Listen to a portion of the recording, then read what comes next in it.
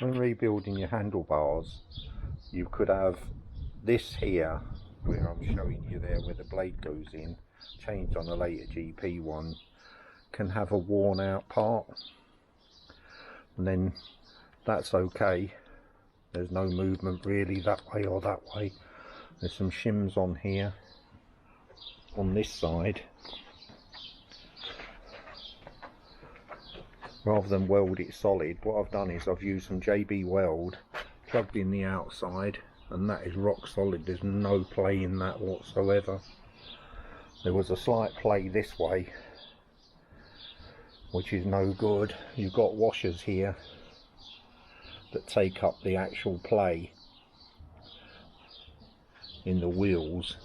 Should be nice and free like that and move linear. That needs polishing, don't worry yet, I've got to do that yet.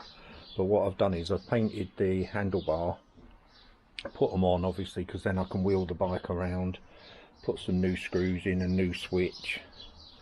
I've done the hole for the hydraulic. It needs to be sort of 10mm anyway, but that gives you an idea where we are at the moment with the scooter. I've got to put the lock mechanism in. I'll show people how to do that. The steering lock mechanism.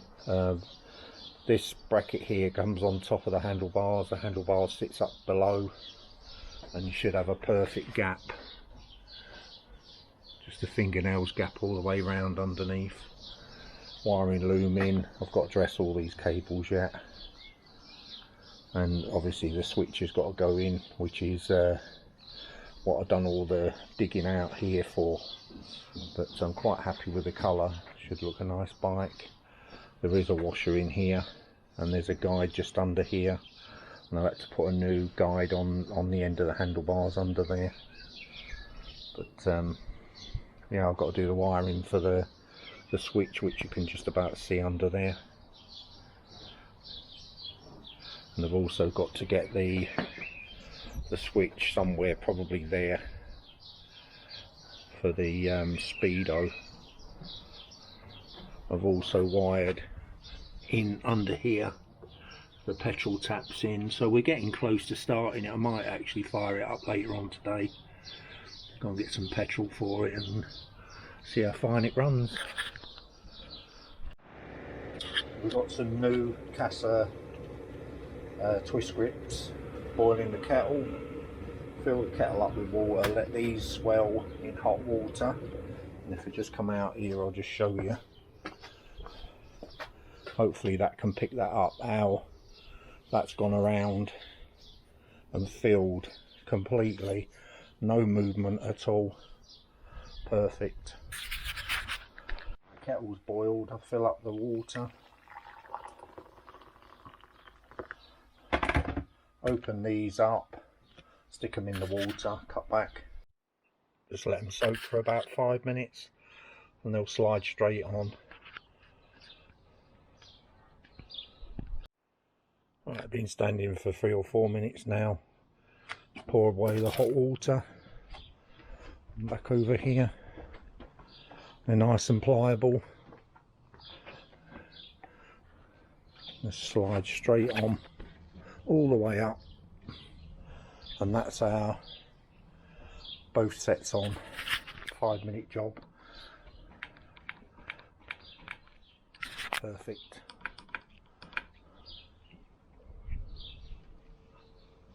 Look really good, don't they? Quality parts from Casa. Fit lovely. Still belting hot, and as they contract they'll get tighter and tighter on. Handlebars are starting to shape up. Right, we're going to put the steering lock in. So if you can see there, the mechanism. And I've got my steering lock in here. Toolbox with a key.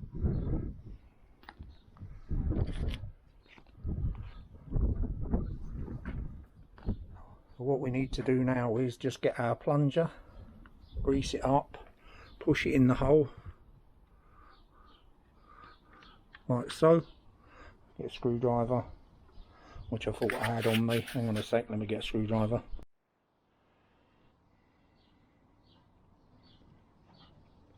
Right, so the steering lock, if you look through there, it's not damaged at all, it's clean. What we need to do now is get our spring and plunger, which are down here. One spring, one plunger. Try and do this with one hand, it's impossible. The plunger's on the spring's on the plunger even. Put it in the hole and poke down. When inlined, it should just go straight through. When, I say. This one's fighting me.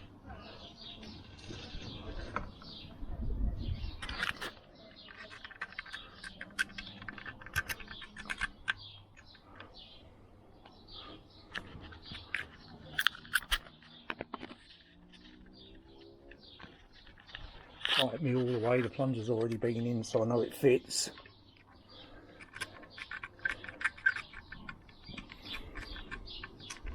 There you go. So you should be able to push that. I don't know if you can see the springs pushing back up on it. Get your lock mechanism with the key. And it'll have a little cut out in it. See that?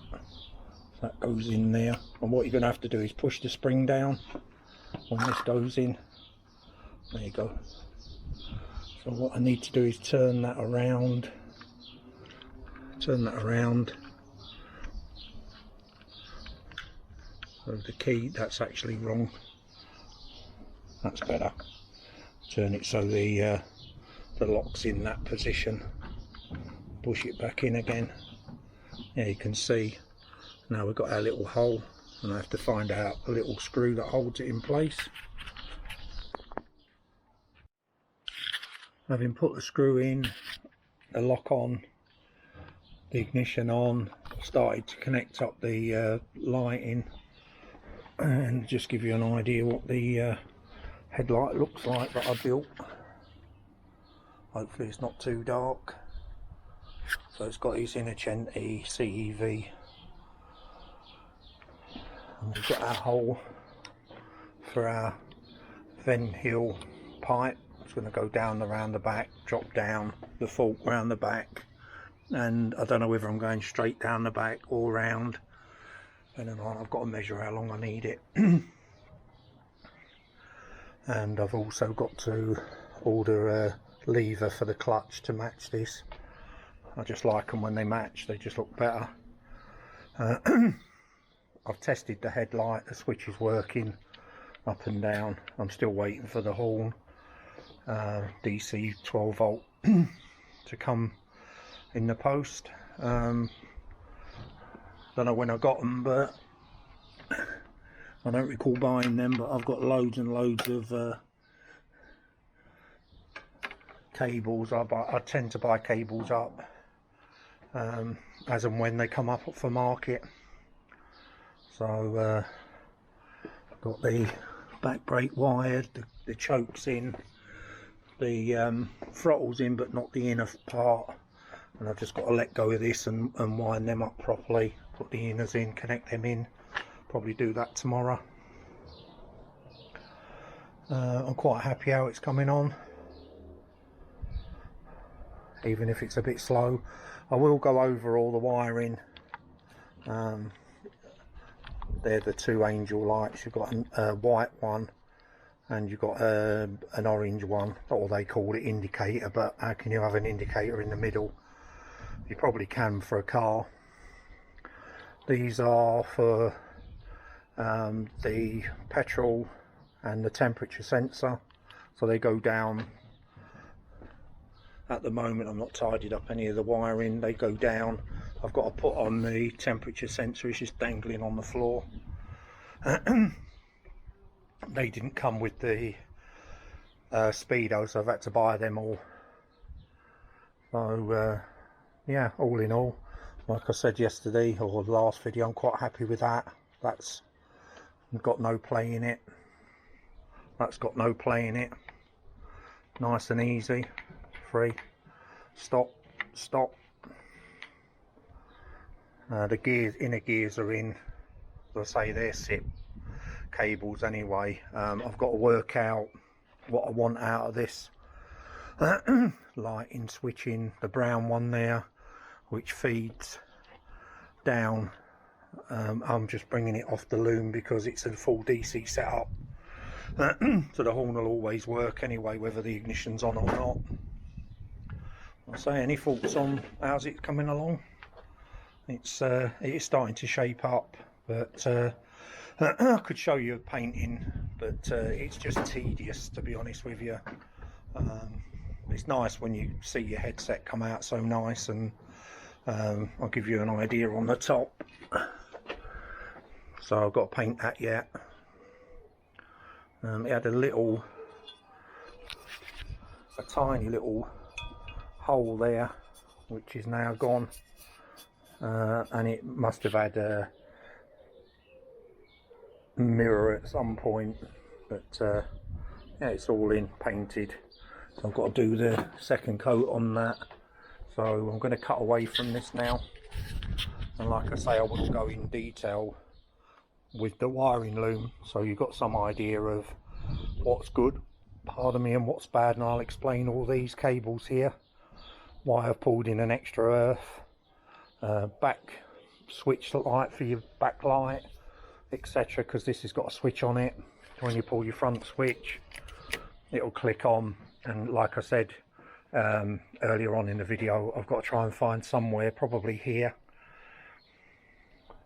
where I'm going to put the switch for the speedo when you're setting it up.